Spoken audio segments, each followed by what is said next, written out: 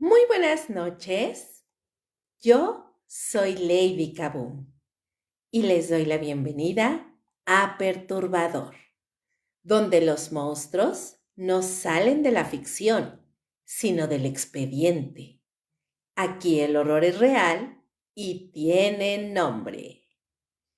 Hoy, en Perturbador, noche de paz, noche de horror, cuando la Navidad se tiñó de sangre. Comenzamos. Hay una mentira que se repite cada diciembre como si fuera ley universal, que la Navidad es paz, unión, amor, perdón y felicidad obligatoria, que algo mágico ocurre entre luces, villancicos y cenas familiares, como si el calendario tuviera el poder de borrar rencores, traumas, violencias y miserias humanas. Y no, la Navidad no limpia nada, solo decora, solo tapa, solo maquilla. Y a veces ese maquillaje es el escenario perfecto para que ocurra lo peor. Porque diciembre no vuelve buenas a las personas, solo las vuelve más presionadas, más tensas, más frustradas, más cansadas, más obligadas a fingir que todo está bien cuando no lo está. La familia feliz no siempre existe, pero se exige. La mesa llena no siempre se disfruta, pero se presume. El hay que llevar la fiesta en paz se convierte en una amenaza silenciosa. Y cuando todo eso se junta, el resultado no es armonía, es combustible. Navidad es el momento en el que la gente baja la guardia, donde se confía más, donde se reciben regalos sin sospechar, donde se bebe más, donde se habla más, donde se espera demasiado. Y la historia, esa que no se cuenta en comerciales ni películas cursis, demuestra que muchas de las peores tragedias han ocurrido exactamente ahí, cuando el mundo estaba distraído celebrando. Esta misión no es para arruinarte las fiestas, tampoco es para asustarte por deporte, es para recordarte algo incómodo, que la violencia, el odio, la negligencia y la crueldad humana no toman vacaciones, que el horror no respeta fechas y que la Navidad, lejos de ser una burbuja de protección, ha sido históricamente uno de los escenarios más fértiles para tragedias reales, documentadas y brutalmente humanas. Porque mientras afuera hay luces, adentro hay discusiones. Mientras suena un villancico, alguien toma una decisión irreversible. Mientras se brinda por la vida, alguien pierde la suya. Y no hablamos de leyendas urbanas ni exageraciones.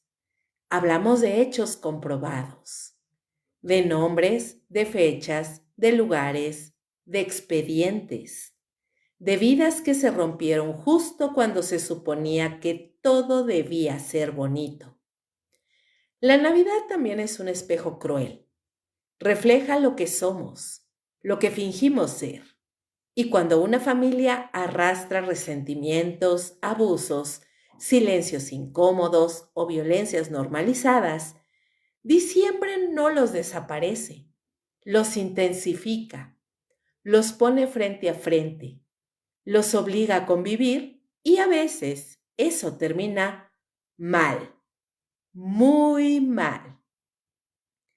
En estas fechas se han cometido asesinatos familiares, se han registrado masacres, han ocurrido incendios mortales, han desaparecido niños, se han entregado regalos diseñados para matar, se han cometido crímenes que pasaron desapercibidos porque la policía estaba de descanso, porque los juzgados cerraron, porque era Navidad y nadie quería arruinar el ambiente. La Navidad también es el momento ideal para el descuido, para la negligencia, para mirar hacia otro lado, para asumir que nada malo puede pasar porque es una noche especial. Y esa confianza mal puesta ha costado vidas, muchas, demasiadas. Esta emisión de Perturbador no viene a romantizar el horror ni a explotarlo con morbo barato.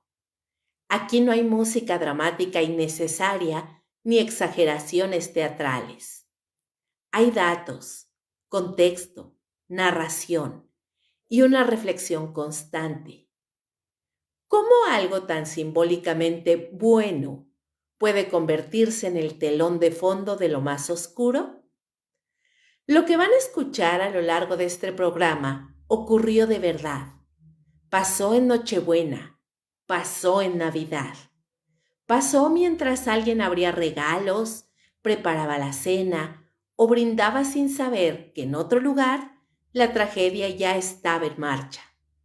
Y no son casos aislados, son patrones, son coincidencias que se repiten, son historias que revelan algo profundo sobre la condición humana y sobre esa necesidad absurda de fingir normalidad a cualquier costo.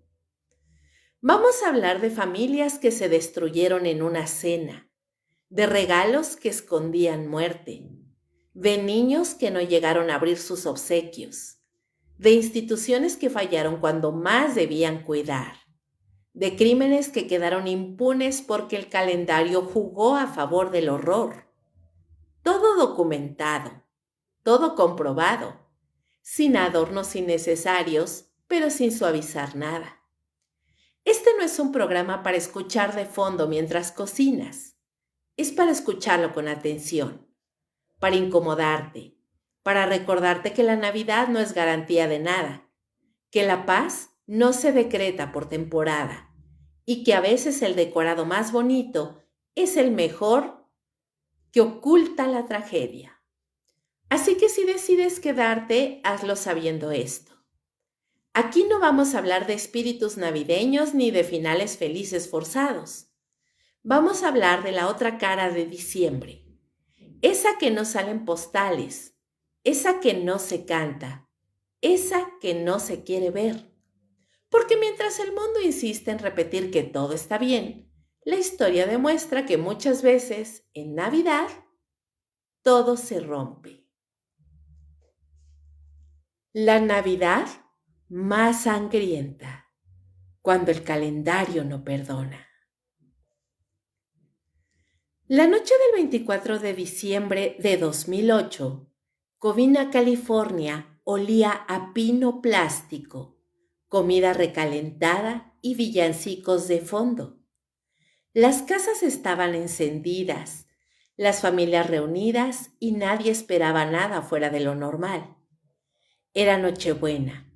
La calle estaba tranquila y el reloj avanzaba lento, como si el tiempo respetara la celebración. Afuera había luces, adentro expectativas, y en medio de esa postal perfecta, un hombre decidió convertir la Navidad en una masacre real, documentada y devastadora para siempre. Ese nombre era Bruce Pardo, y esa noche nadie lo detuvo a tiempo. Jamás después olvidarían Covina entera. Bruce Pardo no era un desconocido ni un extraño en esa reunión. Había sido invitado a la cena navideña de la familia de su ex esposa, Silvia, pero llegó con algo más que resentimiento y tristeza. Afuera la gente contaba. Adentro, él ocultaba un lanzallamas casero, una pistola y un traje de Santa Claus. La escena parecía una broma macabra, un disfraz festivo escondiendo intenciones asesinas, mientras algunos niños esperaban regalos. Él esperaba venganza, silencio y un momento exacto para abrir la puerta y desatar el infierno, en una casa llena de familiares confiados, bebidas servidas, abrazos falsos y risas inocentes. Cuando Bruce Pardo tocó el timbre, nadie sospechó nada. La puerta se abrió y el disfraz navideño hizo lo suyo. El traje de Santa generó confianza, risas, comentarios ligeros y un ambiente relajado. Apenas cruzó el umbral, disparó contra la primera persona que vio y luego activó el lanzallamas. El fuego se extendió rápido por la sala, las decoraciones, el árbol y la ropa de Navidad. Se convirtió en una escena de guerra en segundos. Los gritos rompieron los villancicos y el pánico ocupó el lugar del brindis. Sin tiempo para entender, sin tiempo para huir, sin tiempo para nada. El ataque duró minutos, pero marcó vidas para siempre. 9 personas murieron esa noche, incluida la exesposa de Pardo y otros familiares cercanos. Varias más resultaron heridas con disparos. Algunos lograron escapar, saltando por las ventanas. Otros se escondieron como pudieron, entre el humo y las llamas. Afuera los vecinos salieron pensando que era un accidente doméstico, hasta que entendieron que algo mucho peor estaba ocurriendo. La policía llegó rápido, pero el daño ya estaba hecho. La casa ardía y la Navidad se había convertido en un escenario de muerte, silencio, humo y familias rotas para siempre. Bruce Pardo huyó del lugar y condujo hasta la casa de su hermano en otra zona de California.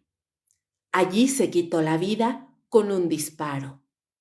Cuando la policía se acercaba, fue que disparó contra él mismo. No hubo juicio ni sentencia para él, pero sí consecuencias para todos los demás. La investigación posterior reveló un historial de problemas económicos, divorcio reciente, frustración y una planificación detallada del ataque. Nada fue espontáneo.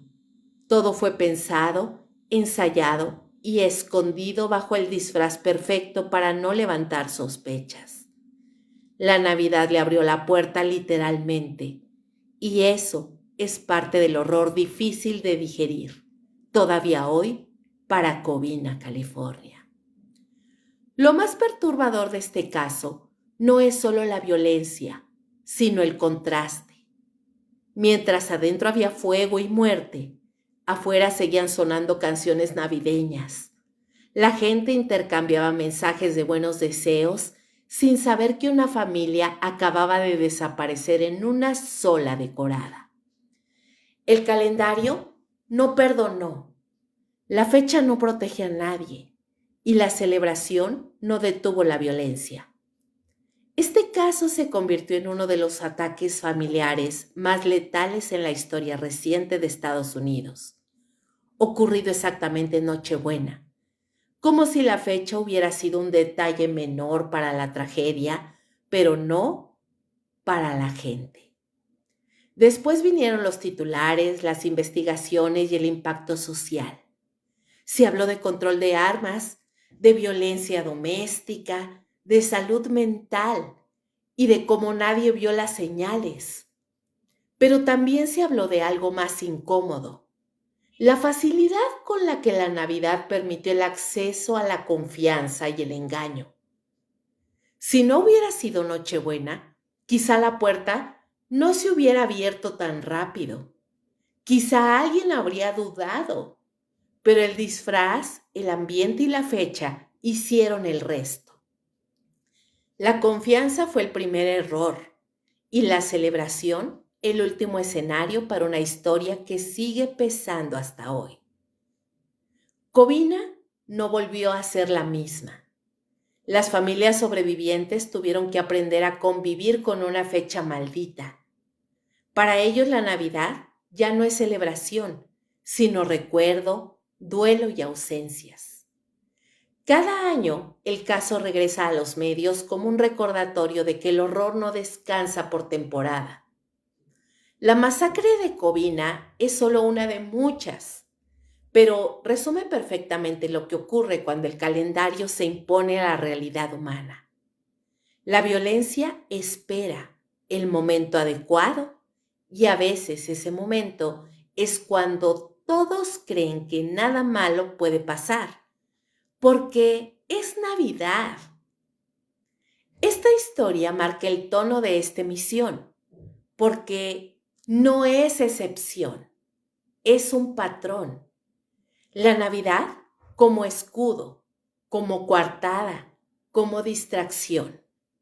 Lo que sucedió en Covina, California, se repitió en otros lugares con otras familias, otros métodos y otras víctimas.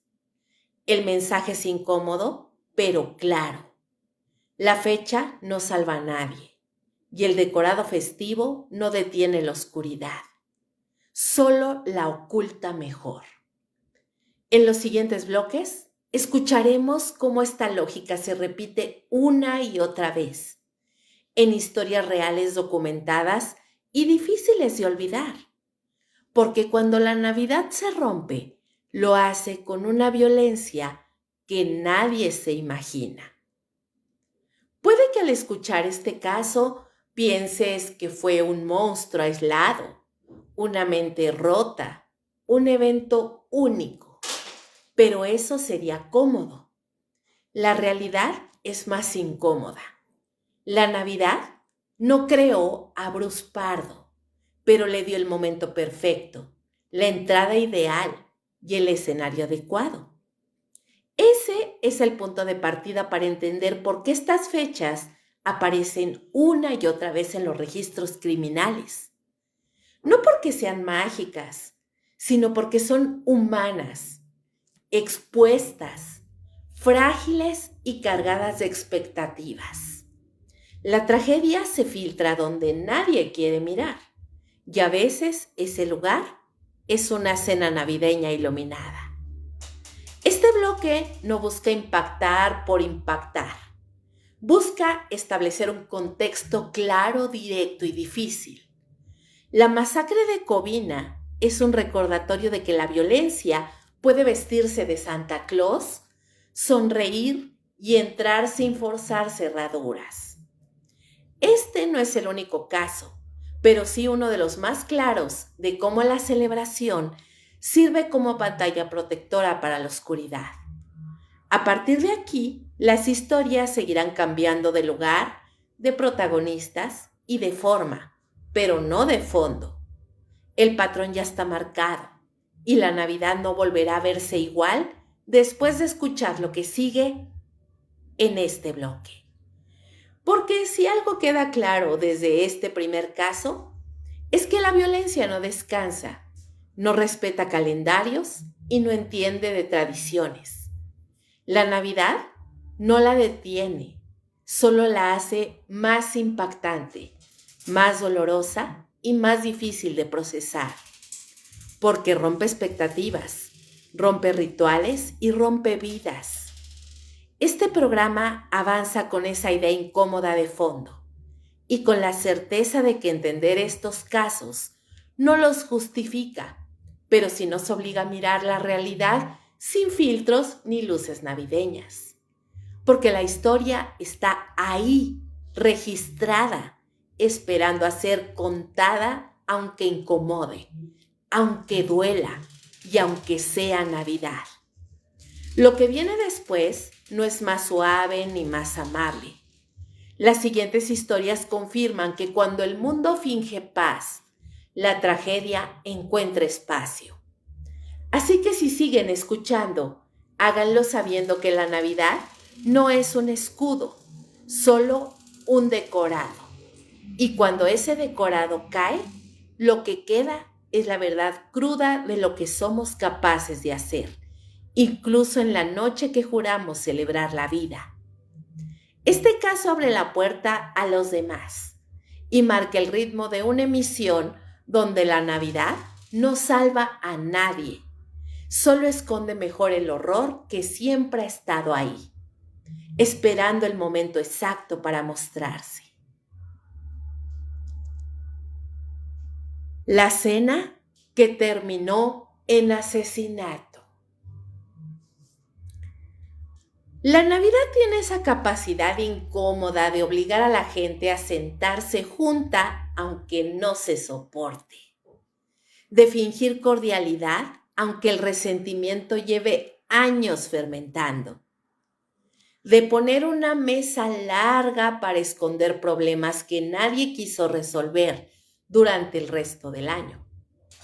Y a veces, cuando se mezclan silencios viejos, alcohol, expectativas y cuentas pendientes, la cena termina siendo cualquier cosa menos familiar. El caso de la familia Wallace en Grapevine, Texas, la noche del 24 de diciembre de 2007, es uno de esos ejemplos donde todo parecía normal hasta que dejó de serlo. Catherine Wallace, conocida o mencionada cariñosamente por la familia como Kate, tenía 28 años. Vivía con sus padres, Brad y Gina Wallace, en un vecindario tranquilo, decorado con luces navideñas y coronas en las puertas. Desde fuera, la familia parecía funcional. Casa ordenada, clase media acomodada, tradición de reunirse en Nochebuena para cenar juntos. Pero puertas adentro, la dinámica era distinta. Kate llevaba años con problemas emocionales severos, diagnósticos psiquiátricos previos, internamientos y una relación profundamente conflictiva con sus padres, especialmente con su mamá. La familia había pasado meses tensos antes de esa Navidad. Discusiones constantes, reproches por el tratamiento médico, control excesivo, dependencia económica y una sensación permanente de estar atrapados unos con otros. Kate sentía que no podía avanzar. Sus padres sentían que no podían soltarla. Y la Navidad llegó como llegan siempre estas fechas, exigiendo unión, conversación y convivencia forzada. Esa noche la familia se sentó a cenar como tantas otras veces. No tenían invitados, no hubo fiesta, solo estaban ellos tres. El ambiente era pesado, aunque intentaban mantener una normalidad artificial. Se sirvió la cena, se brindó de manera mecánica y el alcohol empezó a circular, bajando filtros y levantando viejos resentimientos. Las discusiones no tardaron en aparecer. Primero comentarios pasivo-agresivos, luego reproches más directos. Finalmente la conversación derivó hacia el mismo punto de siempre: la vida de Kate, sus decisiones, su futuro y la frustración acumulada de todos. El detonante no fue una sola frase, sino la suma de muchas. Años de sentirse vigilada, juzgada, incapaz de escapar de esa casa. Kate comenzó a levantar la voz. Su madre respondió. Su papá intentó mediar, pero también terminó involucrado. La cena dejó de ser una cena y se convirtió en un ajuste de cuentas emocional. Nadie se levantó de la mesa. Nadie se fue a otra habitación. Todo siguió escalando ahí mismo, entre platos y vasos. En algún punto, Kate se levantó abruptamente, caminó hacia otra habitación y regresó con un arma de fuego. No fue un arrebato inmediato. Hubo segundos, quizás minutos en los que pudo detenerse, pero no lo hizo. Volvió al comedor, enfrentó a sus padres y disparó. Primero contra su madre, luego contra su padre. Ambos fallecieron en el lugar. La discusión terminó de la forma más irreversible posible. Después del crimen, Kate no huyó, no intentó ocultar lo ocurrido. Llamó al 911 y confesó. Su voz en la llamada era plana, desconectada, como si la realidad aún no la alcanzara. Cuando la policía llegó, encontró la escena congelada. La mesa puesta, restos de la misma cena, decoraciones navideñas, alrededor y dos cuerpos sin vida. La postal perfecta de una Navidad convertida en escena del crimen. La investigación posterior confirmó que no se trató de un ataque premeditado en el sentido clásico, pero tampoco fue completamente impulsivo. Kate tenía acceso al arma. Había antecedentes de inestabilidad emocional. Existían registros médicos que hablaban de crisis previas. La familia estaba atrapada en una dinámica tóxica que nadie supo o quiso romper a tiempo. La Navidad no creó el conflicto, pero sí lo encerró en un espacio sin escape. El juicio fue complicado. Se debatió ampliamente la salud mental de Kate, su capacidad para comprender sus actos y la responsabilidad de todos los involucrados. Finalmente fue declarada culpable y sentenciada a cadena perpetua. No hubo alivio para nadie, no hubo un cierre real, solo la confirmación de que una familia entera se destruyó en una noche que se suponía era de unión. Para los vecinos el impacto obviamente fue devastador. Nadie escuchó los disparos por el ruido de las celebraciones cercanas. Nadie sospechó absolutamente nada hasta que llegaron las patrullas. La Navidad siguió en otras casas mientras en esa la cena quedó servida para siempre. El caso se convirtió en un ejemplo claro de cómo la violencia doméstica y los problemas de salud mental no desaparecen por decreto festivo. Este crimen no ocurrió en un callejón ni en un contexto marginal. Ocurrió en una casa común, en una familia aparentemente normal, en una mesa decorada para Navidad. Y ese es el punto más perturbador, que no hay monstruos evidentes, que no hay villanos caricaturescos, solo personas cargando más de lo que pueden manejar, sentadas frente a frente, obligadas a fingir que todo está bien. Después de los asesinatos, la casa fue vendida. La calle, de cierta manera, recuperó su calma. Pero para quienes conocen la historia, esa Navidad quedó marcada como el ejemplo perfecto de lo que ocurre cuando las tensiones se acumulan sin salida. Cuando el alcohol desinhibe, cuando las palabras se vuelven armas y las armas están al alcance. Este caso demuestra que muchas veces la tragedia no llega de afuera, no toca el timbre disfrazada. Está sentada en la mesa, comparte la cena, sonríe por compromiso y espera el momento exacto en que todo se rompe. La Navidad, lejos de suavizar el conflicto, lo encerró, lo intensificó y lo empujó al límite. La cena terminó, sí, pero no con postre ni brindis. Terminó con dos vidas perdidas, una tercera condenada para siempre y una fecha que dejó de ser celebración. Y como escucharemos más adelante, esta no es la única Navidad que se convirtió en una mesa familiar como escenario de un homicidio real, documentado y profundamente humano. Regalos que matan. La idea del regalo navideño está construida sobre la confianza. Nadie sospecha de algo envuelto con un moño. Nadie imagina peligro en una caja colocada bajo el árbol. El regalo es símbolo de afecto, de buena intención, de sorpresa inocente.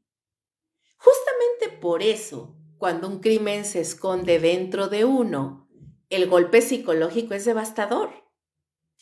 El caso de la masacre de Covina, California, ocurrida la noche del 24 de diciembre de 2008, es uno de los ejemplos más claros de cómo un objeto asociado con amor y celebración puede convertirse en un instrumento mortal. Bruce Jeffrey Pardo tenía 45 años y llevaba meses planeando lo que haría esa Navidad. No se trató de un estallido impulsivo ni de un arranque emocional repentino. Fue una venganza cuidadosamente estructurada. Pardo atravesaba un divorcio reciente, una ruina financiera progresiva y un resentimiento profundo contra la familia de su exesposa. La Nochebuena sería el escenario perfecto. Todos reunidos, guardias abajo, puertas abiertas y cero sospechas. La planeación comenzó semanas antes. Pardo fabricó un lanzallamas casero utilizando piezas compradas legalmente. Adquirió armas de fuego, modificó su vehículo, pero uno de los elementos más perturbadores de su plan fue el regalo. Preparó una caja envuelta como obsequio navideño que contenía un artefacto explosivo improvisado. No era solo un arma, era un símbolo, un último acto de engaño emocional. La noche del ataque, Pardo se colocó un traje de Santa Claus, no como disfraz improvisado, sino como parte integral de ese plan. La imagen del Santa entrando a una casa en Nochebuena no despierta alarma, despierta sonrisas. Así llegó al domicilio de la familia Ortega, donde se celebraba la reunión navideña. Tocó la puerta con el regalo en las manos. Fue recibido sin sospecha. Nadie revisa un regalo. Nadie imagina que la muerte puede venir envuelta en papel brillante. Al entrar, comenzó el ataque con armas de fuego. La casa se convirtió en una escena de horror absoluto, pero el regalo aún no había cumplido su función final. En medio del caos, el artefacto explosivo detonó antes de lo planeado, provocando heridas mortales al propio Pardo. El explosivo no fue lo que mató a las víctimas principales, pero sí selló el destino del atacante y terminó de convertir la escena en un infierno absoluto. Después del ataque, la casa ardió. El fuego consumió decoraciones, regalos, muebles y cuerpos. 9 personas murieron esa noche, incluidos niños. La policía encontró a Pardo muerto por una herida de bala autoinfligida, junto a los restos del traje de Santa y fragmentos del regalo explosivo. El contraste era brutal. Papel navideño chamuscado, luces derretidas, juguetes entre cenizas. La investigación reveló el nivel de planeación detrás del ataque. No fue un acto improvisado. Pardo había probado el artefacto explosivo con anterioridad. Había elegido el momento con precisión. Sabía que la familia estaría reunida. El regalo no era un accesorio, era parte del mensaje. Un recordatorio cruel de que incluso los símbolos más sagrados pueden ser usados como armas. El descubrimiento del contenido del regalo fue uno de los elementos más impactantes del caso. Los investigadores confirmaron que la caja estaba diseñada para explotar al ser manipulada. De no haber detonado antes, el número de víctimas habría sido aún mayor. El regalo estaba destinado a matar, no a herir, y estaba envuelto con la misma estética que cualquier obsequio inocente de Navidad. El impacto mediático fue inmediato y masivo. Las imágenes del vecindario en llamas circularon por todo el mundo. La figura del Santa, de alguna forma armado, se convirtió en un icono del horror navideño. Programas de noticias, documentales y análisis psicológicos intentaron explicar cómo alguien pudo utilizar la Navidad de esa forma, pero ninguna explicación logró suavizar la sensación de traición colectiva. Este caso cambió la manera en que muchas personas perciben la seguridad durante las fiestas. Durante años posteriores, la policía de Covina recibió llamadas denunciando Santa Clauses sospechosos, regalos abandonados y paquetes envueltos de forma extraña. El daño no fue solo físico, fue simbólico. La confianza asociada al ritual de un regalo quedó contaminada. Lo más perturbador de este crimen no es únicamente la violencia, sino el uso consciente del engaño emocional. Pardo no solo quiso matar, quiso entrar sin resistencia, ser aceptado, ser invitado. El regalo fue la llave. Un objeto diseñado para desarmar psicológicamente a las víctimas antes de destruirlas físicamente. Este no fue un accidente ni un error de cálculo. Fue una decisión. Envolver la muerte como obsequio. Presentarla con sonrisa falsa y papel brillante. Convertir el acto más asociado con el cariño en una trampa letal. Eso es lo que hace que este caso siga resonando años después. La Navidad suele presentarse como una pausa moral, un momento donde incluso los conflictos se suspenden. Este caso demostró lo contrario. Demostró que para alguien consumido por el rencor, la fecha perfecta para destruirlo todo es aquella donde nadie espera ser atacado. Los regalos de esa casa nunca se abrieron. Quedaron enterrados bajo escombros y cenizas. Y aunque el caso se cerró legalmente, el impacto permanece. Porque desde entonces, cada historia de regalos que mataron nos recuerda lo mismo. La violencia no necesita anunciarse. A veces solo necesita un moño rojo y una puerta abierta.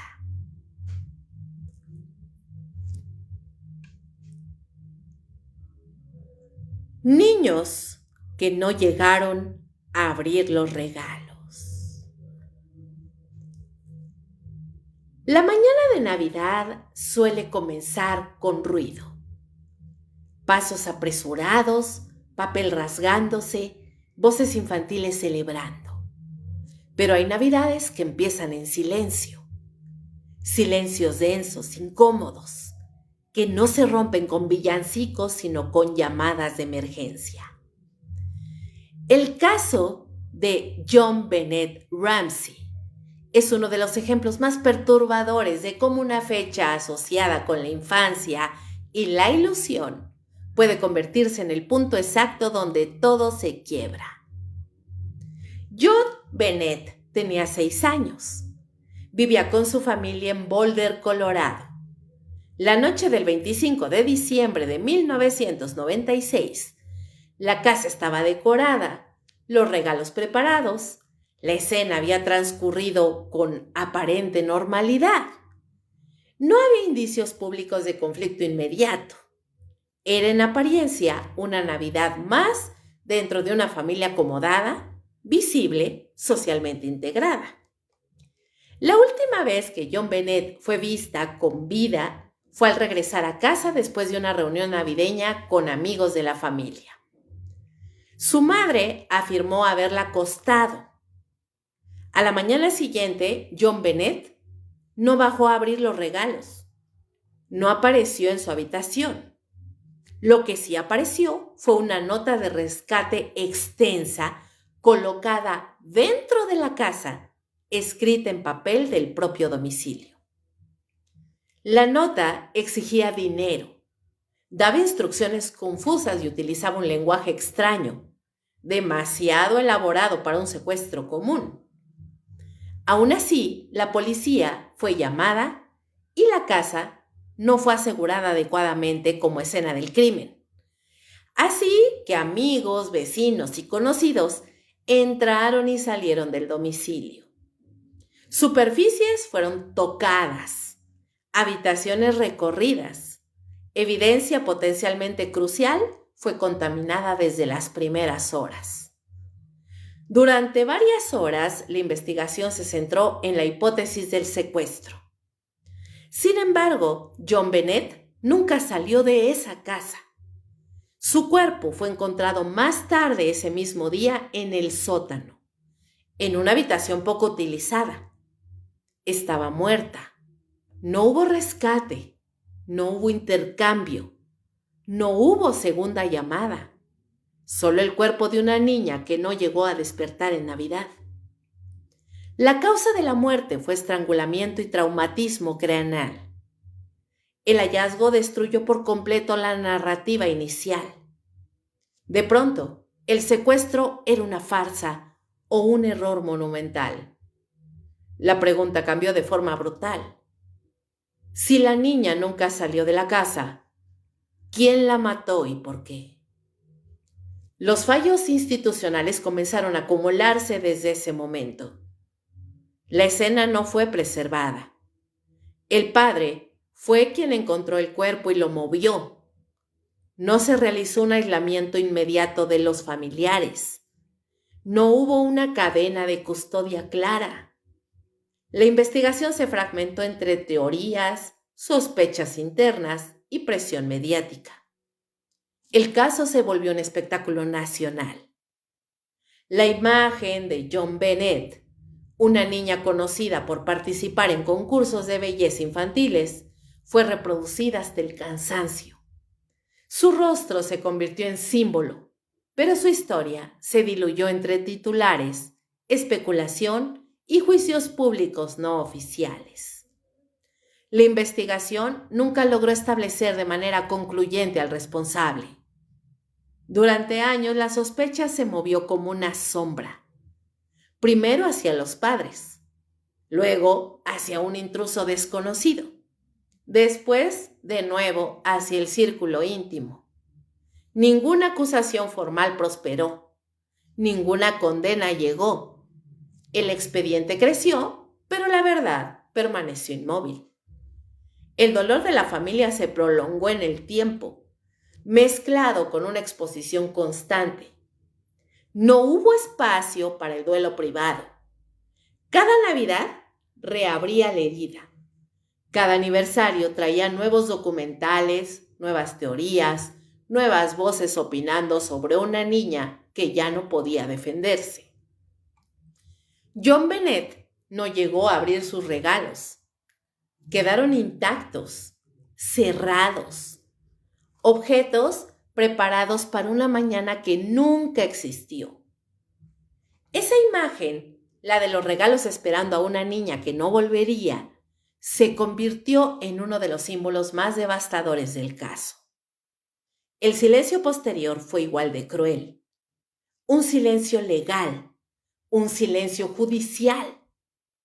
Décadas después, el caso sigue oficialmente sin resolverse. Las preguntas permanecen abiertas. Los errores iniciales son irreversibles. No se puede volver a la primera hora, al primer paso, a la primera decisión equivocada. Este caso mostró cómo una investigación mal gestionada puede condenar a una víctima al limbo eterno de la duda. No solo se perdió una vida, se perdió la posibilidad de una verdad clara. Y cuando la verdad no llega, el duelo nunca termina. Navidad en este contexto deja de ser solo una fecha. Se convierte en un recordatorio anual, un marcador del tiempo detenido. Para muchas personas, la mañana del 25 de diciembre de 1996 no es un recuerdo festivo, sino el momento exacto en que una niña desapareció dentro de su propia casa. Los niños que no llegan a abrir los regalos no solo mueren una vez, mueren cada vez que el caso se menciona sin resolverse, cada vez que la justicia no avanza, cada vez que el silencio gana. Y en Navidad, ese silencio pesa más que en cualquier otro día del año.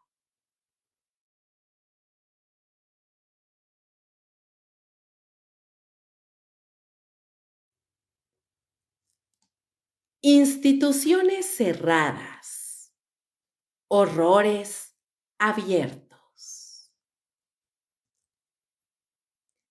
Las instituciones se suponen refugios, lugares donde alguien más se hace cargo, donde el dolor está atendido, el riesgo controlado y la responsabilidad delegada. Pero la Navidad tiene una forma particular de desnudar mentiras, porque cuando la mayoría celebra, las instituciones se vacían de vigilancia, de personal y muchas veces de humanidad. La tragedia del Hospital Psiquiátrico de Santa Cruz do Sul, en Brasil, ocurrida durante la temporada navideña, es uno de esos casos que obligan a mirar de frente lo que pasa cuando el abandono se normaliza detrás de muros oficiales. El hospital funcionaba como centro psiquiátrico estatal. Pacientes con trastornos mentales severos, muchos de ellos internados de manera prolongada, algunos sin visitas regulares, otros sin familiares vivos, personas invisibles para la sociedad, pero perfectamente visibles para el sistema, cuando convenía cobrar por mantenerlos encerrados. La noche del incendio coincidió con los días posteriores a Navidad. El personal era mínimo, turnos reducidos, vigilancia relajada. La lógica era siempre brutal. ¡Ay! No va a pasar nada, es Navidad. Esa frase repetida miles de veces en contextos institucionales suele ser la antesala del desastre. El fuego comenzó en una de las áreas de internamiento. Las investigaciones posteriores apuntaron a múltiples factores: instalaciones eléctricas obsoletas, materiales inflamables, puertas cerradas con llave, protocolos de evacuación inexistentes o nunca practicados. Nada extraordinario, todo tristemente común. Cuando las llamas se propagaron, muchos pacientes no pudieron escapar. Algunos estaban sedados, otros no entendían lo que ocurría. Varios estaban literalmente encerrados. Las puertas no se abrieron a tiempo. El humo hizo su trabajo antes que cualquier intento de rescate. Ese día murieron decenas de personas. No todas fueron identificadas de inmediato. Algunos cuerpos tardaron días en ser reconocidos. No porque no hubiera registros, sino porque nadie los reclamaba. Ese dato por sí solo ya dice más que cualquier informe oficial. El contexto institucional era de abandono crónico. Informes previos ya señalaban hacinamiento, malas condiciones sanitarias, personal insuficiente y un modelo de atención más cercano al encierro que al tratamiento. Nada de eso fue corregido. No era prioridad. No daba votos. No daba titulares. Hasta que dio muerte. Las omisiones humanas se acumularon como capas. Directivos que ignoraron advertencias. Autoridades sanitarias que no inspeccionaron.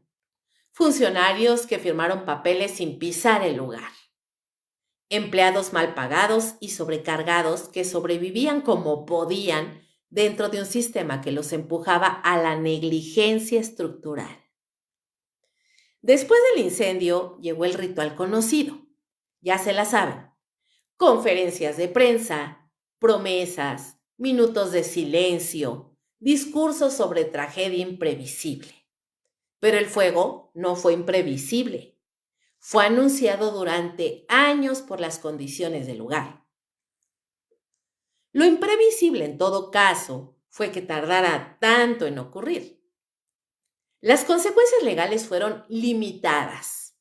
Hubo investigaciones, algunos funcionarios fueron señalados, pocas condenas, ninguna reparación real para las víctimas. Como suele pasar en tragedias institucionales, la responsabilidad se diluyó entre cargos, departamentos y burocracias. Nadie fue culpable de todo, así que nadie fue culpable de nada. El hospital cerró o fue reestructurado. Se prometieron reformas en el sistema psiquiátrico, nuevas normativas, nuevos protocolos, palabras que suenan bien en el papel, pero rara vez alcanzan a quienes siguen internados en otros lugares similares esperando que la historia no se repita. La memoria histórica de este caso es incómoda. Por eso se recuerda muy poco. No hay monumentos populares, no hay películas taquilleras, no hay series glamorizadas. Hay informes, archivos, testimonios y nombres que se pierden en listas largas. Personas que murieron sin familia, sin Navidad y sin salida. En fechas como estas, la tragedia se vuelve aún más perturbadora, porque mientras afuera se hablaba de paz, amor y renovación, adentro había fuego, gritos y puertas cerradas. Dos realidades coexistiendo al mismo tiempo, separadas solo por muros institucionales. Este caso demuestra que el horror no siempre entra desde afuera. A veces ya vive adentro, alimentado por la rutina, la indiferencia y la idea peligrosa de que ciertas vidas importan menos, que algunos pueden esperar, que otros pueden arder sin que el mundo se detenga.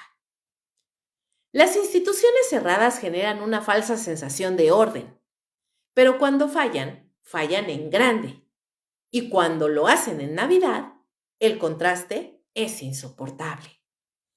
Porque no hay villancico que tape los gritos, no hay luces que oculten el humo, no hay celebración que justifique la negligencia.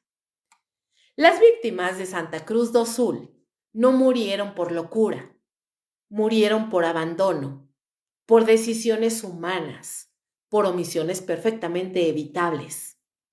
Murieron porque alguien pensó que en Navidad nada malo iba a pasar. Y eso, históricamente, nunca ha sido cierto.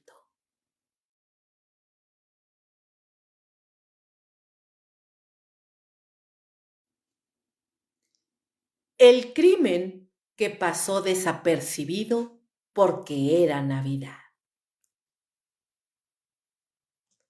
La mañana del 26 de diciembre de 1996, mientras medio Estados Unidos seguía comiendo recalentado, abrieron regalos atrasados y tratando de alargar artificialmente la felicidad navideña, una llamada al 911 entró desde Boulder, Colorado.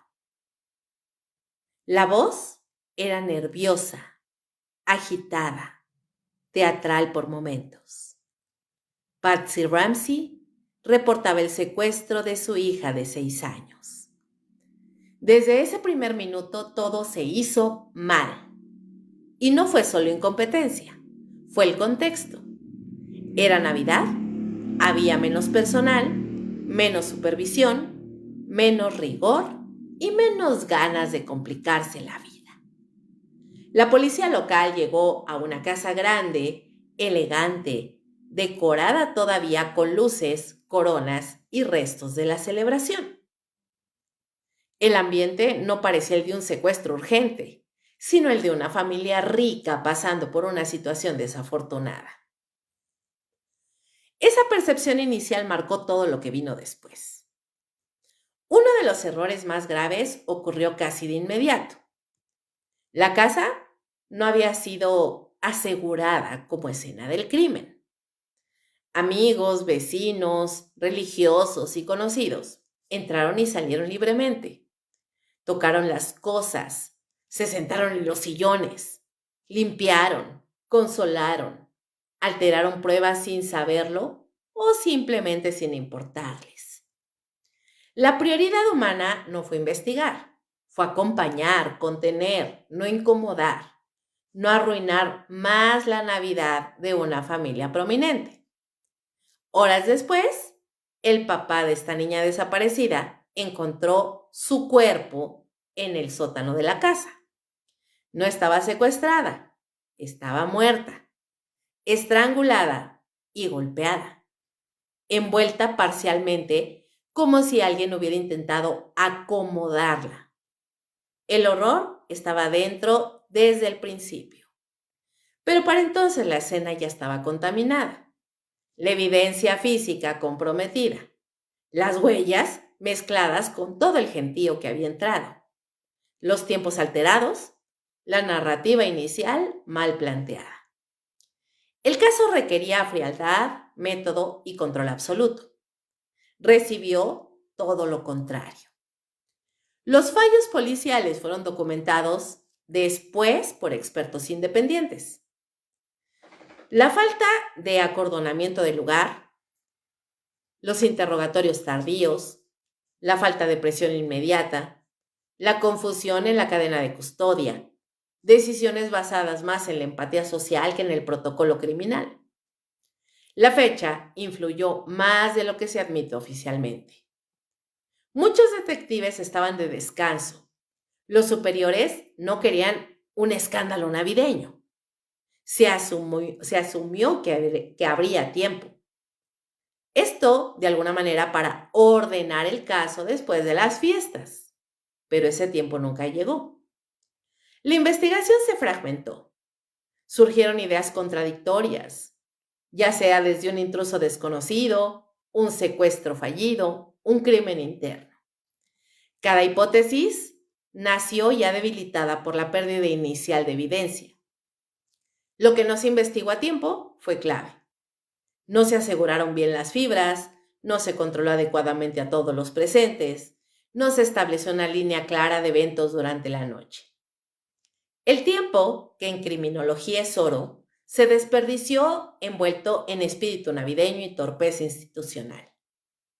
Mientras tanto, la familia tuvo margen para prepararse legalmente, mediáticamente y emocionalmente. No se les trató como posibles sospechosos desde el inicio, algo que en cualquier otro contexto habría sido estándar. La Navidad suavizó el trato, humanizó antes de investigar. El precio del descuido fue altísimo. El caso se volvió uno de los más famosos y frustrantes de la historia criminal de Estados Unidos. Décadas después, sigue sin resolverse oficialmente. No hay condenas, no hay verdad judicial y abundan las teorías documentales y especulación eterna.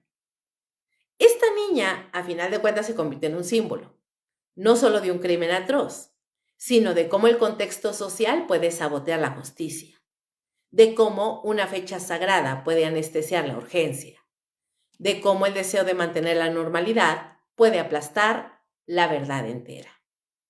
La Navidad funcionó como anestesia colectiva. Nadie quiso romper la ilusión. Nadie quiso ser el villano que arruinara las fiestas con rigor, sospechas y procedimientos duros. Y cuando despertaron, ya era demasiado tarde. Este caso demuestra que el crimen no descansa en días festivos, pero la vigilancia sí, la disciplina sí, la atención sí. Y cuando eso ocurre, el criminal, sea quien sea, va a ganar ventaja. No porque sea más listo, sino porque el sistema decidió bajar la guardia. La historia de esta niña no es solo la de una niña asesinada, es la de una investigación sacrificada en el altar de la comodidad emocional. Es el recordatorio brutal de que no hay fecha en el calendario que deba suspender la verdad. Porque el crimen no entiende de villancicos y la justicia no debería tomarse vacaciones.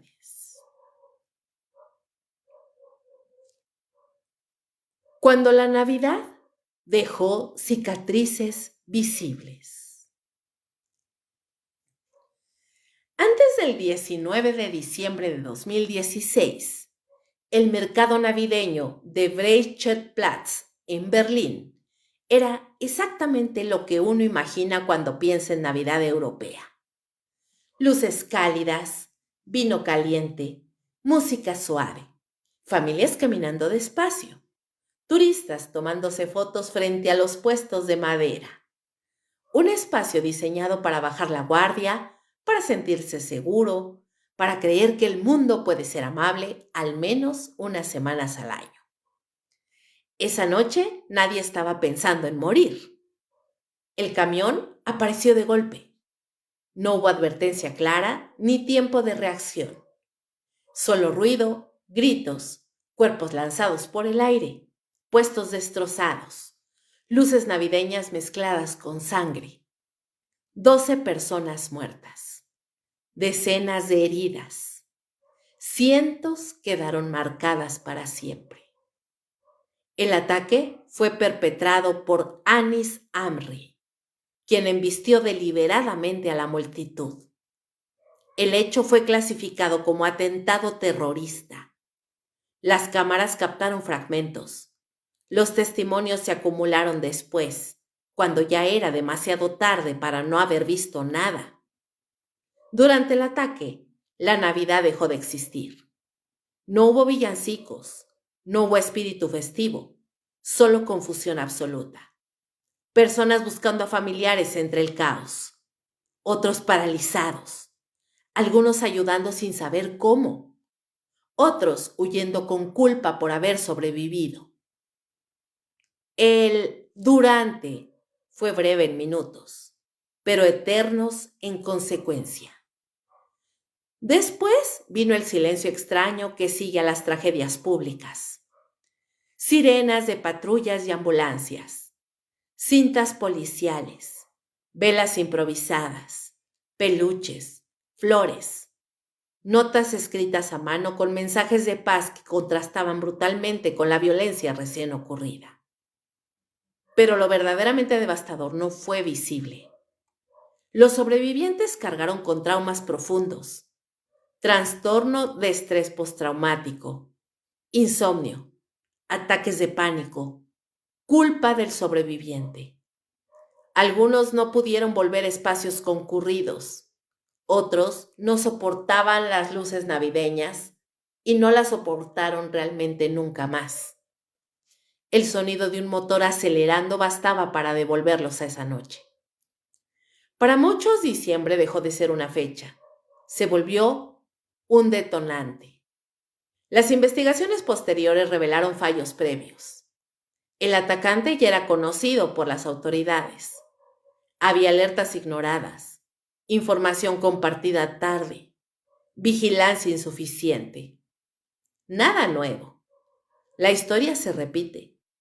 Advertencias que no se conectan, sistemas que reaccionan tarde.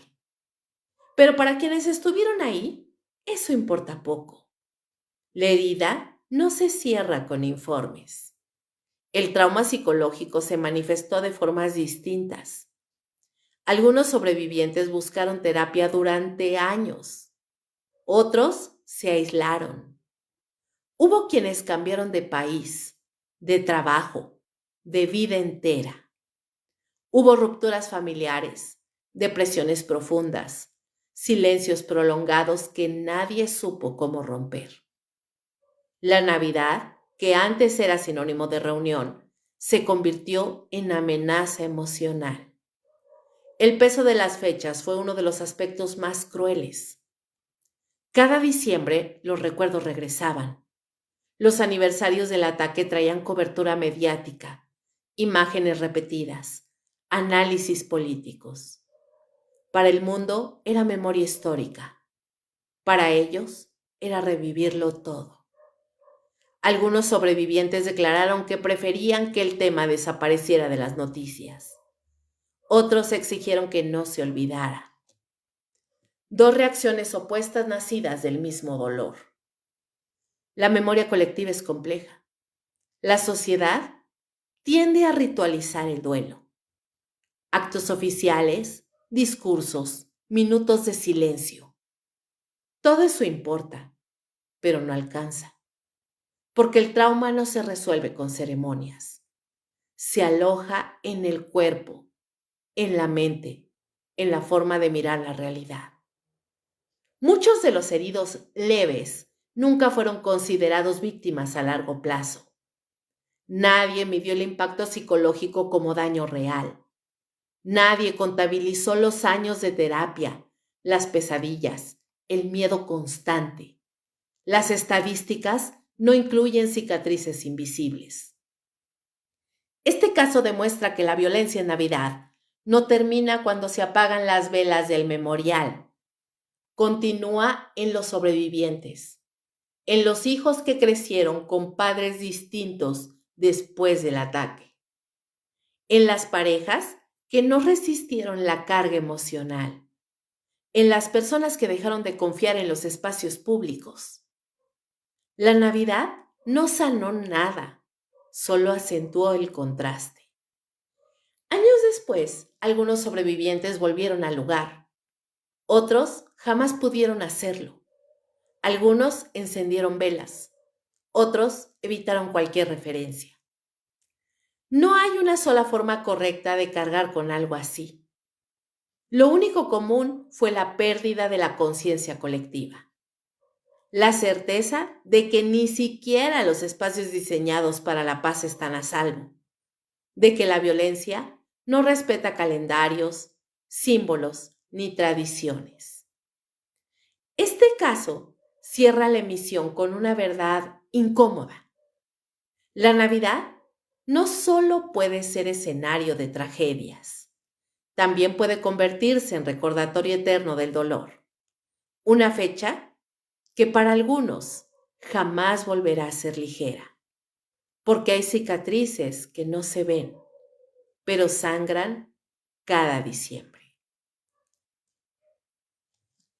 No todas las noches de paz lo son. La Navidad insiste en venderse como una tregua universal, una pausa moral, un momento donde mágicamente nadie lastima a nadie y todo parece reconciliarse. Pero la historia, la real, la documentada, demuestra otra cosa. La violencia no entiende de calendarios, ni de luces, ni de canciones repetidas hasta el cansancio. El horror no se va de vacaciones. A veces simplemente se disfraza mejor. Escuchamos estas historias no para arruinar la Navidad, sino para quitarle el maquillaje. Porque cuando creemos que ciertas fechas nos protegen, bajamos la guardia. Confiamos más. Preguntamos menos. Miramos hacia otro lado. Y ahí, justo ahí, es donde muchas tragedias encuentran espacio para crecer sin ser vistas. No es casualidad que tantos crímenes, desapariciones y actos de violencia ocurran en estas fechas. La gente está distraída. Las instituciones operan a medias. Las familias se reúnen cargando resentimientos viejos. El alcohol corre. Las emociones se intensifican. Todo se exagera, para bien y para mal. La Navidad no vuelve buenas a las personas malas. Tampoco salva a quienes ya estaban en peligro. Solo cubre la realidad con papel brillante. Y cuando ese papel se rompe, lo que aparece debajo suele ser brutal. A lo largo de esta emisión, vimos patrones que se repiten. Negligencia institucional, errores humanos, autoridades ausentes. Familias rotas que fingían estar completas. Personas invisibles que solo se volvieron visibles cuando murieron. Nada de eso es paranormal. Nada de eso es inexplicable. Es humano y precisamente por eso da miedo. También queda claro algo incómodo. Muchas tragedias no ocurrieron solo por maldad, sino por descuido, por no querer incomodar, por pensar, ah, luego vemos, por priorizar la calma aparente sobre la verdad. Y esas decisiones pequeñas y aparentemente inofensivas terminan cobrando vidas. La Navidad funciona como anestesia colectiva. Nos convence de que todo está bien aunque no lo esté. Nos empuja a convivir cuando no sabemos hacerlo, a perdonar sin procesar, a callar lo que debería decirse. Y lo que no se dice, a veces explota. No hay cierre bonito para historias así. No hay aprendizaje reconfortante. No hay frase motivacional que alcance. Lo único que queda es la conciencia de que el horror no siempre entra pateando a la puerta. Muchas veces entra invitado, se sienta a la mesa y nadie lo reconoce hasta que ya es demasiado tarde. Recordar estos casos no es morbo, es memoria, es negarse a aceptar el cuento cómodo de que hay días seguros, porque mientras sigamos creyendo eso, seguiremos repitiendo los mismos errores. La Navidad no es culpable, pero tampoco es inocente. Es solo un escenario, y como cualquier escenario, puede albergar lo mejor y lo peor del ser humano al mismo tiempo. Si algo nos deja esta emisión es una advertencia silenciosa. No bajemos la guardia solo porque hay luces.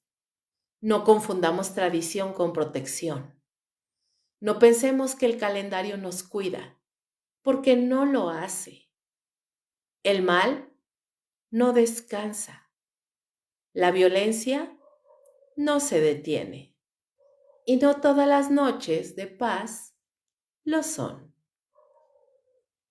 Y chicos, así damos por concluida esta emisión especial de Perturbador de Navidad.